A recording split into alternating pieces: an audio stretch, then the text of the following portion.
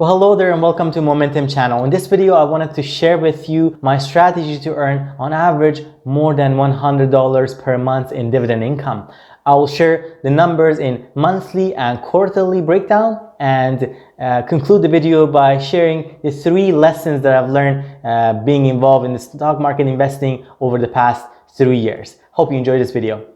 So for those of you who don't know, I started investing in the stock market back in 2017, started with passive investing and later on expanded to active investing in the stock market. Over time, I continued to fund my account no matter how big or small. I just got started and gradually and almost on a daily basis, I funded my account. This is where after several months, I started to see really the difference and those dividend income started to trickle in. If you don't know, a dividend is a portion of company's profits, which is decided by company's board of directors and then distributed among the shareholders of the company.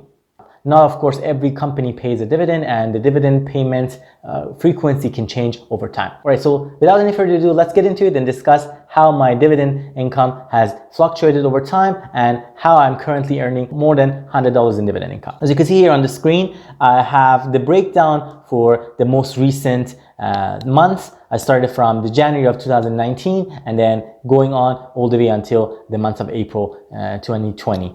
Currently, I'm using a 3-pronged approach when it comes to investing in the stock market. The first one is investing through a robo-advisor called Wealthsimple Invest, and this allows me to invest in the stock market passively. Majority of my funds are currently invested through this channel and sits roughly for about 62% of my investments. The second category, the second biggest category of my investments is through active investing using a tool called Questrade. So Questrade is another brokerage firm here in Canada that I'm investing with, and 28% of my investments are done through this channel. And lastly, a smaller portion of my investments are through Wealthsimple Trade. This is a tool offered by Wealthsimple, but it allows actually you to invest commission-free to buy any stocks at no commission or fee whatsoever. They do charge you a slight fee for the conversion fee when it comes to purchasing securities in currencies other than Canadian dollars. As you can see in the breakdown, the amount of dividend earned each month can fluctuate, and this is due to the fact that companies pay dividends on different frequencies and different dates. Some companies tend to pay more of a quarterly basis, which is why you see that during the month of March, particularly when it comes to the investing through my robo-advisor tool, you see some bumps when it comes to amounts of dividends earned. March, we have a higher dividend paid out. June particularly is higher dividend paid out, and of course, similarly goes for September and December. The amount of dividends paid in December and June are surprisingly higher than the general average when it comes to the robo-advisor investing. And this is because majority of the securities, exchange traded funds or stocks that are owned through the Wealthsimple portfolio pay dividends on a biannual basis, paying in the months of June and December. What's fascinating here is that how this amount of dividend paid out has evolved over time. If you look, for example, January 2019, the total amount of dividend was $73, whereas in January of 2020, after about a year, this amount almost doubled and it's currently sitting at $154. Similar patterns apply to the months of February and March, particularly when it comes to my passive investing. So in February, I had $8.32 earned in passive dividend income, whereas in the February of last year, I had earned $4. It shows my dividend income has doubled for that particular month. The other piece that I wanted to bring to your attention is what portion of my dividends is being earned from each of these investment strategies. As indicated, there is 3 different types of accounts here.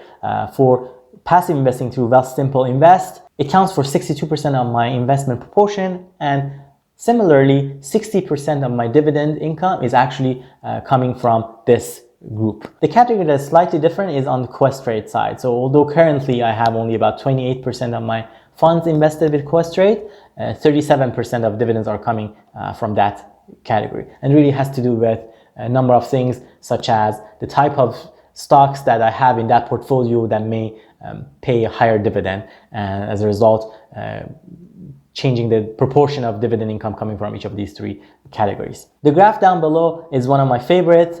because it actually shows the fluctuations of the dividend income earned over the months. This dividend income can fluctuate from as low as $21 back in July of 2019 and goes all the way to the high of $306 in December of last year. So of course you can see there's tons of fluctuations in the amount of dividend income earned, but if you look at the average trailing 12 months, the average trailing 12 months of dividend income for my account, I have these numbers from January of 2020 because there's 12 months that here on this chart I have the details for. So you can look back in the past 12 months since then, what has been the average 12 months dividend income earned per month. So in January, as you can see here on the graph and here in this chart, their average dividend income was $97.63. Looking forward, then in February, the average trailing 12 months was $96.98 Canadian. And in the month of March, that's when you start to see surpassing that $100 threshold. In March, we are seeing that on average in the past 12 months, the dividend income has been $105 per month. And April, the number is even higher, currently sitting at 107. And I anticipate that this number will grow as we come closer to the end of the month of April. If you look at the dividend payout by quarter, we will notice that the highest payments are in the quarters 2 and quarter 4. These are for the months of May, June, and July, and October, November, and December. Now, this video is really intended to inspire you to get started in stock market investing and taking advantage of one of the greatest wealth generation tools in the world. So I don't want you to get discouraged or feeling that you need a large amount of income before you can get started investing in the market. In fact, for me, it wasn't about investing a large sum of funds into my accounts, but rather keeping that consistency and funding my account on an almost daily basis. So to illustrate that, I have gone back to the beginning of January of 2019 and show you roughly how I funded my account within the span of about 2 to 3 months in the beginning of that year. You could see almost daily I was investing as low as $5 sometimes, $15, $10, going up $20. There were some months that and some days where I invested more money into the stock market, 60. Really, this actually allowed me to take advantage of the ups and downs of the stock market and truly take advantage of the dollar cost averaging. There have been days where I invested even more. My approach has been the thought process of short-term sacrifice. So if I can put aside some money and save it into my investing account and then over time allow this money to compound and earn interest, I know that when it comes to the time for me to retire, whether it's an early retirement or retirement at a normal age, then I will have a lot more money to spend. Don't get me wrong, this doesn't mean that you want to kind of deprive yourself from enjoying your life. That's by no means what I intend to indicate, but really being aware of the fact that some of those short-term sacrifices could pay off really drastically and dramatically over the long run. I wanted to also show you here how maybe putting aside a small amount of savings and investing it can actually make a huge difference. Imagine if you started with zero investment and you put aside almost about $5 a day, which is $35 per week. If you anticipate to earn 5% interest on the stock market, which is not something unusual, and assuming a yearly interest compounding, within 20 years you would accumulate close to $61,000. That's really impressive. And of course, you could play with this calculator to see if you were to perhaps invest a little bit more. So in this case, let's say if you were to invest $500, how would that make a difference? If you do the calculation, you could see that within the span of only about 20 years, you would have a drastically larger sum of money saved and invested. But of course, as I promised, there is 3 lessons that I've learned through investing in the stock market, which I wanted to share with you. The first lesson was really the importance of investing passively. If you're new to stock market investing, you've heard about the value of investing, but you're not sure how to get started, I encourage you to take advantage of the tools out there that allow you to invest passively. This way, you do not have to spend so much time to really research the companies, knowing which company is the right one, and instead you can take advantage of some tools such as the one that I've been using to get started and grow your wealth over time. The tool that I have used and I've been very pleased with is called Wealthsimple, and it's a robo-advisor tool which allowed me to get started in investing, and that's been the first tool that I've used ever since 2017, and I'm quite pleased with it. If you've watched this video this far and really wanted to give Wealthsimple a try, I do have an offer for you. You can click on the link that is provided in the description of the video, and you can also see it here on the screen. By doing so, you can get free management on your up to first $10,000 managed for free.